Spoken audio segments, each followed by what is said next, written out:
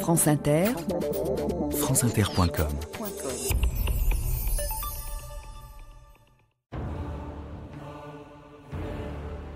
Il ne se passe rien en France ni dans l'univers dont les curieux soient aussi empressés d'être instruits qu'ils le sont de ce qui se passe dans le Gévaudan. Le Courrier d'Avignon, 26 mars 1765.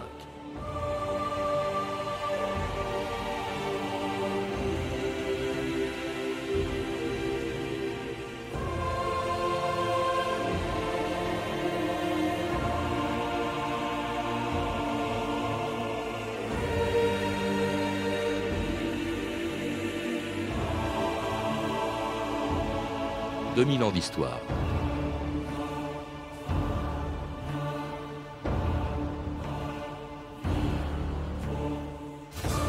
Quelle était donc cette bête qui, au XVIIIe siècle, a semé la terreur dans le Gévaudan, terni le prestige de Louis XV et dont toute l'Europe a entendu parler? 250 ans après, on se pose encore la question. Déjouant tous les pièges, insensible aux balles des chasseurs et d'un régiment de dragons, pendant 3 ans, la bête du Gévaudan a écumé les actuels départements de la Lozère et de la Haute-Loire et tué une centaine de femmes et d'enfants avec une telle férocité que personne n'a cru que c'était un loup. Dès qu'elle est apparue dans le Gévaudan, comme elle ne ressemblait à aucun animal connu, on ne parlait pas d'un loup mais d'une bête. C'était le 30 juin 1764, lorsque sur les hauts plateaux du Vivarais, quelque part au sud de Langogne, on a découvert le corps massacré de sa première victime, une fillette de 14 ans, Jeanne Boulet.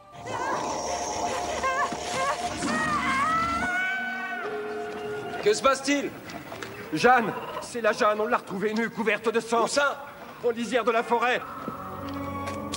Ce n'est pas un simple loup qui sème la terreur en Gévaudan, ni une créature mythologique, mi-homme, mi-bête, comme on l'écrit dans la Gazette. C'est bien plus abominable. C'est en l'an 1764 que la bête apparut sur nos terres édificiennes. Sous ses assauts, le pays de Gévaudan s'enfonçait peu à peu dans les ténèbres. Miséricorde! Et l'on commençait à penser que nul mortel n'en viendrait jamais à bout. Si c'était pas un loup. Si c'était pas un loup, eh bien certains se posent encore la question, 250 ans après la mort de la bête du Gévaudan, auquel mon invité d'aujourd'hui vient de consacrer un livre chez Larousse. Jean-Marc Morisseau, bonjour. Bonjour. Alors des drames comme celui qui s'est produit dans le Gévaudan il y a 250 ans, il y en a eu d'autres avant et après. Comment se fait-il que cette affaire ait beaucoup plus marqué les esprits que les autres? Tout simplement parce que les drames qui ont précédé et qui étaient quelquefois beaucoup plus graves que ceux de la bête du Gévaudan ont été occultés par des catastrophes beaucoup plus graves qu'eux-mêmes, à savoir les grandes famines, les grandes épidémies, les situations de guerre, toutes calamités qui s'estompent ou en tout cas qui se réduisent depuis le début du XVIIIe siècle. Si bien que des fléaux secondaires qui jusque-là étaient vraiment restés en coulisses passent au premier plan, et c'est le cas de la bête du Gévaudan. Et d'autre part, il faut bien voir que depuis le traité de Paris qui a mis fin à la guerre de 7 ans, l'actualité politique tournait au ralenti et un fait divers aussi intéressant que celui-ci a été une manne pour les journalistes à une époque où les gazettes s'étaient beaucoup développées depuis l'époque de Louis XIV. Un peu comme aujourd'hui, la presse évidemment fait ses choux gras avec les faits divers quand l'actualité est pauvre, par exemple en été. Au fond, c'est un peu ça. Alors d'ailleurs, j'évoque la presse, ce qui est tout à fait extraordinaire, c'est que cette affaire a dépassé très largement et très vite les limites du Gévaudan. On en parle à Paris, à la cour, mais même à l'étranger. Toute l'Europe était au courant de ce qui se passait dans le Gévaudan, Jean-Marc Morisseau. Tout à fait, parce qu'il y avait des réseaux de correspondants de presse dans toute l'Europe qui permettaient de diffuser l'information. Et après le Courrier d'Avignon, qui a été le premier organe de presse qui a lancé l'affaire, la Gazette de France, mais également à l'étranger la Gazette de Cologne, ou le Messager boiteux, et bien d'autres journaux ont pris le relais. Si bien que dans toute l'Europe, on suivait l'affaire à distance, en quelque sorte, avec toutes les amplifications que les journalistes lui accordaient.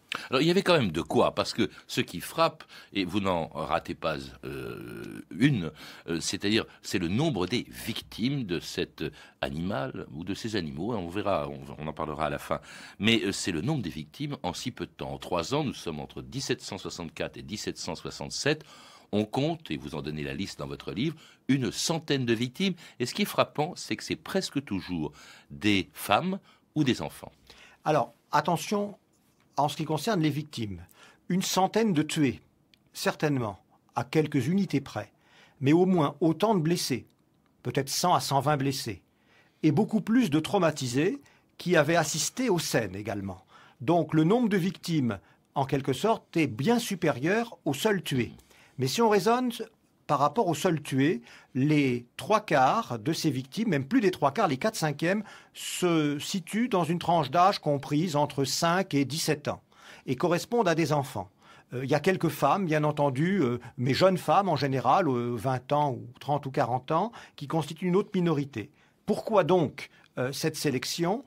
Parce que le prédateur ou les prédateurs étaient des animaux sains qui choisissaient au sein de l'espèce humaine les proies les plus vulnérables. Or, ces proies les plus vulnérables, c'étaient celles qui étaient exposées notamment au gardiennage du bétail, et du bétail à cornes, comme on disait, c'est-à-dire des vaches. Et ces gardiens de bétail étaient évidemment beaucoup plus fragiles que les vaches, même si ce n'étaient pas des vaches de concours agricole d'aujourd'hui. Et parmi ces gardiens de bétail, il y avait des enfants. Car à cette époque, les enfants n'allaient pas à l'école et ils servaient d'aides familiaux, étant exposés pendant toute la journée, donc à toutes les intempéries, mais également à tous les dangers. En tout cas, l'émotion est tout à fait considérable. Elle mobilise également l'Église. Et là, alors, on va plus loin. On ne parle pas d'animaux, on parle carrément de malédiction divine, de superstition. Il y a l'évêque de Mende, Monseigneur de Choiseul-Beaupré, qui envoie un mandement à tous les curés en évoquant cela. Il faut bien voir que cet évêque... Une grande superstition dans le pays. Pour cet évêque janséniste, cette affaire, évidemment, pouvait être utilisée comme moyen d'assurer une conversion de sa population chrétienne et en particulier un retour à une meilleure rigueur morale. Il ne s'en est pas privé, comme le faisaient beaucoup de prédicateurs et beaucoup de pasteurs sous l'Ancien Régime, en reprenant en fait des clichés qui remontent à l'Ancien Testament ou à l'Apocalypse, où on voit des bêtes féroces qui sont envoyées par Dieu pour châtier en quelque sorte les péchés des chrétiens. Souvenons-nous des menaces que Dieu faisait par la bouche de Moïse. Je viendrai à vous comme une ours à qui on a dérobé ses petits. Vos enfants, je les dévorerai comme un lion et j'arracherai leurs entrailles. Et j'enverrai contre vous la bête farouche qui vous consumera, vous et vos troupeaux, et fera de vos chemins des déserts. Jusqu'à quand, Seigneur, serez-vous en colère? Victime par cierge, croyez-vous vraiment que nous sommes au temps de la raison?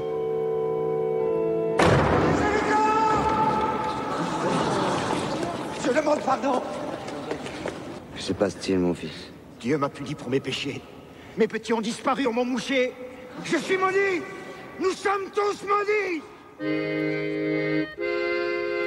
Sa grande cruauté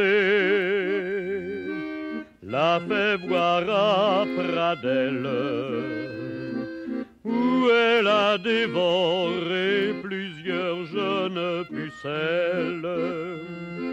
Elle fut quelque temps du côté de Langogne, où tous les habitants furent de la besogne. Pères et mères perdirent plusieurs enfants. Les bergers et les bergères n'osaient plus aller au champ. Et c'était une complainte ancienne, inspirée bien sûr par la bête du Gévaudan, dont le territoire de chasse était extrêmement étendu. C'est ça qui a impressionné aussi les contemporains, Jean-Marc Morisseau. C'était un territoire qui faisait environ 70 km sur 60. Tout à fait, mais quand on prend en compte l'ensemble des zones successives de prédation. On les voit bien dans votre livre. Car en fait, cartes. Tout commence dans le Haut-Vivarais, avec une zone de 350 km² au sommet des estives, où arrivent d'ailleurs les moutons pendant la transhumance. Mais là, les attaques ne se produisent pas du tout contre les bergers qui gardent les troupeaux de moutons, mais contre les enfants qui gardent les troupeaux de vaches. Et puis il y a des battues, il y a des chasses qui déplacent en quelque sorte l'agression de l'autre côté de la Margerite, cette fois du côté du Gévaudan et de l'Aubrac, dans une deuxième zone de 400 km². Et puis à partir du moment où les chasses s'intensifient, où les chasseurs viennent de toute la France, il y a une dilatation en quelque sorte de ces zones jusqu'à 1500-2000 km². Et effectivement, à partir du début de l'année 1765, cette bête, entre guillemets, elle a sévi de la Haute-Auvergne, de la région de Massiac et de Saint-Flour, jusqu'au Haut-Rouergue et également sur l'ensemble du Haut-Gévaudan. Alors bien sûr, la population, les autorités ne restent pas inactives, il y a déjà des battues, et puis on envoie même des dragons, commandés par le capitaine Duhamel, mais qui fait chou blanc, qui n'arrive pas à la tuer. Ça durait plusieurs mois. Pendant 8 mois, il ne parvient pas à éliminer la bête. Il la voit, enfin la bête ou les bêtes, mais enfin il la voit, mais sans parvenir à la tuer. Elle échappe à toutes les battues. Tout à fait. L'environnement était très défavorable à ces actions de répression contre l'animal, notamment parce que il faut bien se rappeler qu'il y a eu un hiver extrêmement doux, extrêmement humide, qui s'est prolongé par un printemps pourri, qui a ralenti les opérations, a empêché les quelques fusils qui étaient là d'être efficaces. Et d'autre part, il y a eu un problème de coordination de ces populations, une coordination des chasses. Alors effectivement, il y a eu plusieurs missionnaires, en quelque sorte officiels, qui devaient commander ces chasses. D'abord le capitaine Duhamel, qui était un dragon, avec une trentaine de soldats étrangers, essentiellement des Allemands. Puis il y a eu 2 louvetiers normands qui sont arrivés pour les compléter et les suppléer et finalement s'y substituer. Et enfin, le roi a envoyé son porte-arquebus. Alors on y reviendra, Jean-Marc Morisseau. Mais alors ce capitaine Duhamel, il voit la bête, il a dû tirer dessus, je ne sais pas. Mais en tout cas, il est le premier, ou un des premiers à en donner une description. Et elle est assez effrayante, on la retrouve dans votre livre. Duhamel écrit « Cet animal est de la taille d'un taureau, il a des pattes aussi fortes que celles d'un ours, le poitrail aussi fort que celui d'un cheval, le corps aussi long qu'un léopard, la queue grosse comme le bras, les yeux de la grandeur de ceux d'un veau et étincelants, et puis alors une raie noire depuis le col jusqu'à la naissance de la queue. » Et alors, il y a eu d'autres descriptions, parce qu'il y a eu des survivants, vous le rappelez, et des descriptions comme celle-ci, parlant de l'animal. Il est beaucoup plus gros qu'un loup, avec une gueule énorme, armée de dents si tranchantes qu'il a séparé plusieurs têtes du corps, comme pourrait le faire un rasoir. Il y en a même un qui écrit « La bête a des écailles comme un caïman ». Alors c'était terrifiant, tous ces portraits de la bête du Gévaudan. Il faut bien voir que l'inefficacité de toutes ces chasses et la prolongation de ces crimes, finalement, a entraîné une véritable psychose collective qui a fait ressurgir les fantasmes liés à la sorcellerie, au loup-garou et à une culture populaire qui déjà avait incarné les attaques de grands prédateurs derrière l'image de bêtes hybrides. Depuis l'Apocalypse, après tout, la bête de l'Apocalypse a des pattes d'ours, c'est un léopard, elle a une tête de lion. On retrouve cette image-là dans les précédentes bêtes qui ont terrifié la France d'Ancien Régime, notamment au XVIIe siècle. Et à l'époque de la bête du Gévaudan, ces poncifs, en quelque sorte, se retrouvent tout naturellement dans l'esprit et sous la plume des contemporains.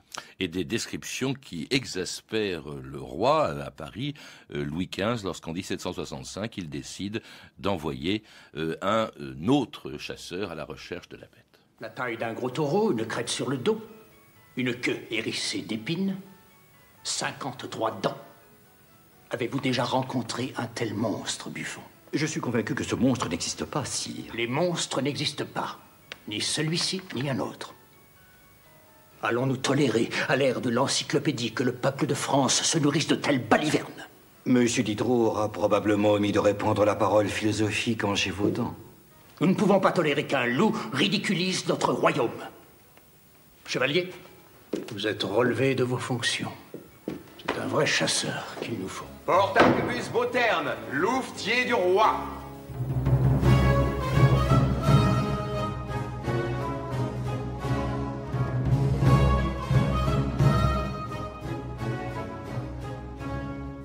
Comment se fait-il, Jean-Marc Morisseau, que le roi décide de prendre lui-même l'affaire en main? Parce que vous l'avez dit, il y a eu déjà d'autres affaires de même nature, mais là, il s'y implique directement. Est-ce que ça avait tant d'importance à ses yeux?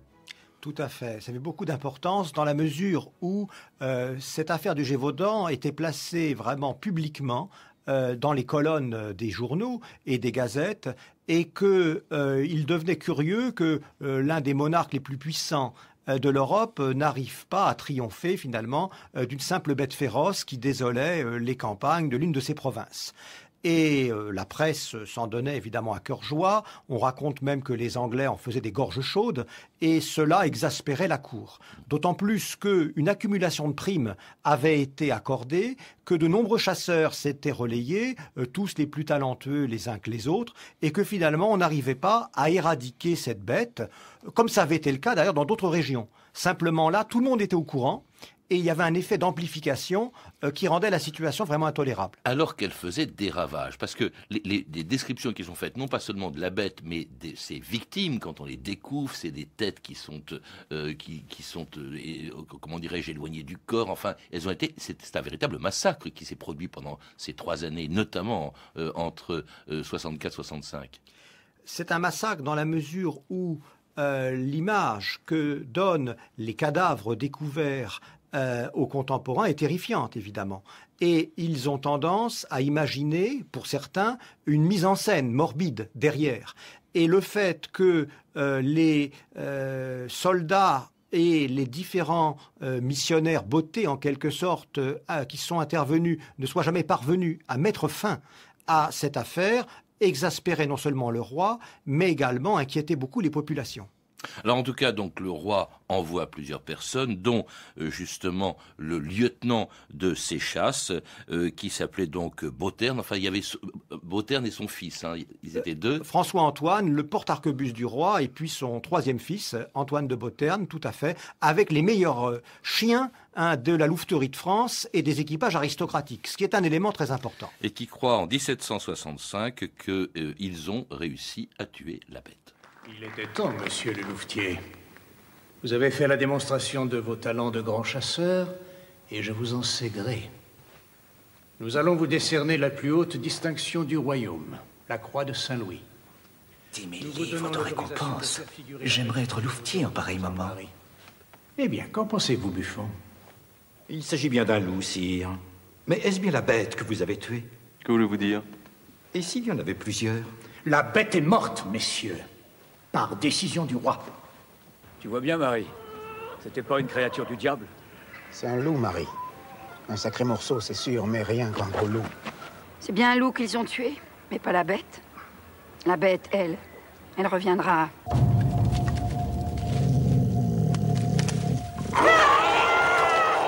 Et elle est revenue, en effet, pendant encore 1 an et demi. Elle a ravagé le Gévaudan, Jean-Marc Morisseau. Alors là, on fait appel à des tas de superstitions, en désespoir de cause. D'abord, on imagine aussi des tas de pièges. On essaie d'empoisonner la bête, entre guillemets. Il faut bien voir que dans cette affaire, il y a eu beaucoup d'interprétations et d'exagérations. Dans le passage qui vient d'être soumis là au public, on dit que François-Antoine reçoit la croix de Saint-Louis. C'est pas vrai. Il a été déjà chevalier de Saint-Louis quand il est parti. Mais il a eu une prime. Il a une prime, il est officier de Saint-Louis. Mais il y a beaucoup d'inexactitudes qui sont relayées.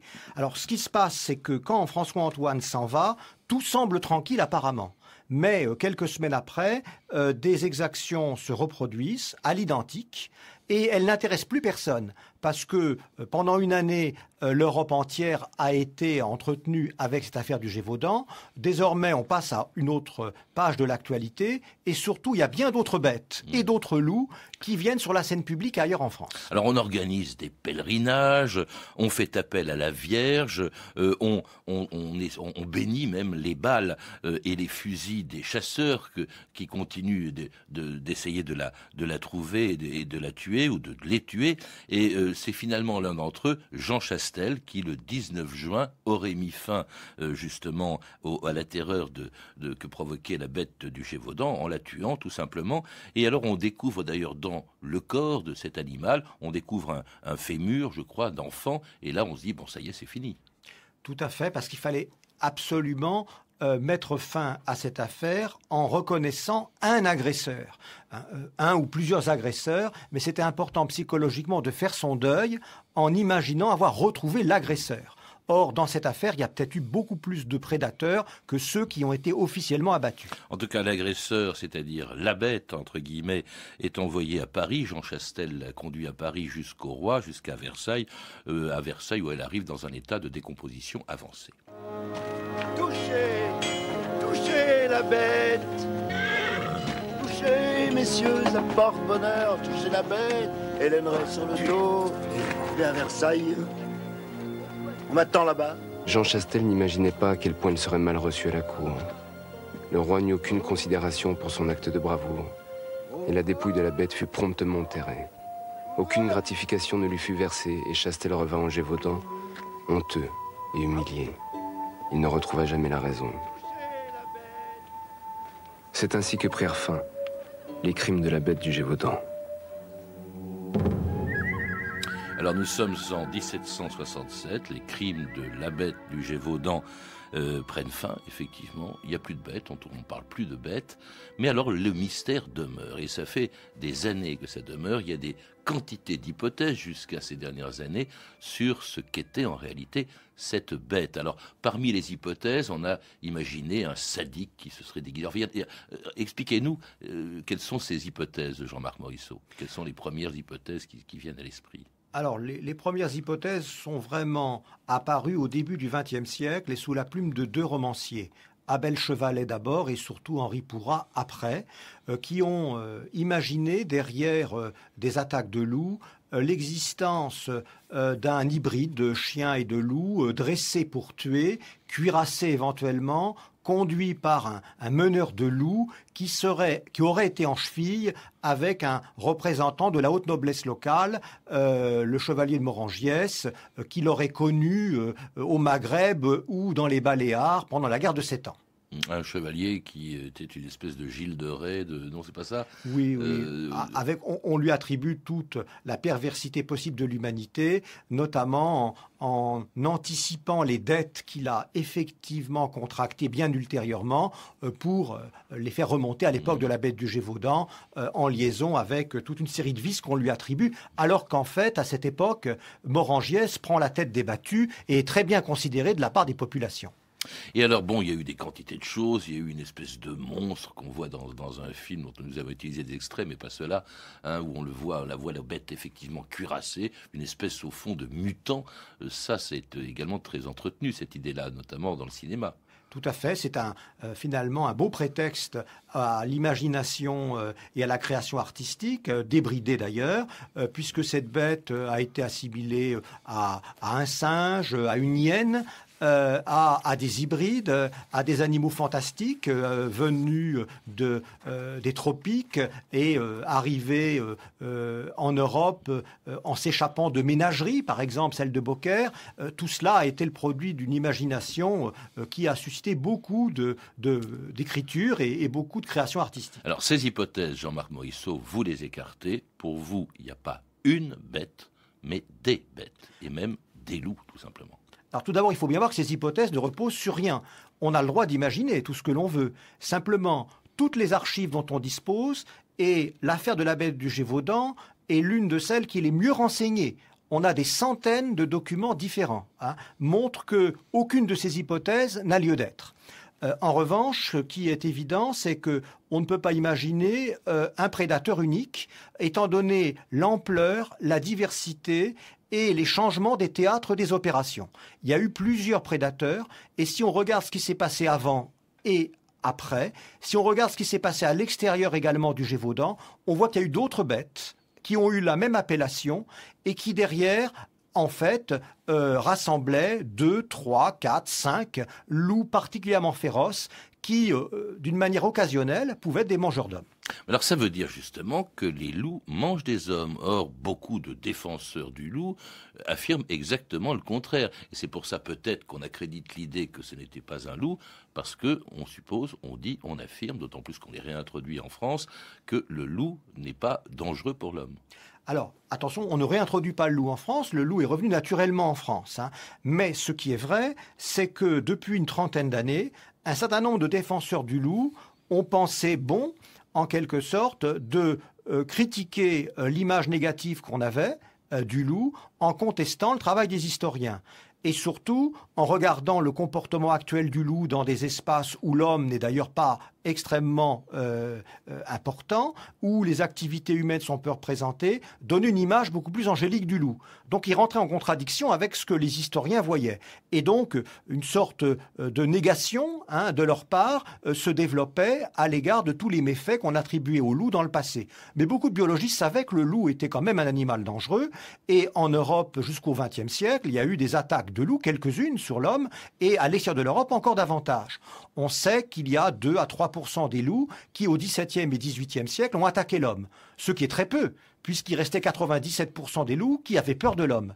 Mais quand il y avait 20 000 loups en France, il est évident que 300, 400 ou 500 pouvaient être potentiellement dangereux chaque année.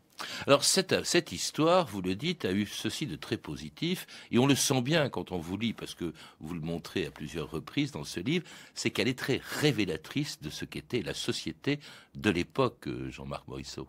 Effectivement, le loup est un magnifique révélateur des rapports entre l'homme et la société, et en particulier de l'organisation des espaces ruraux.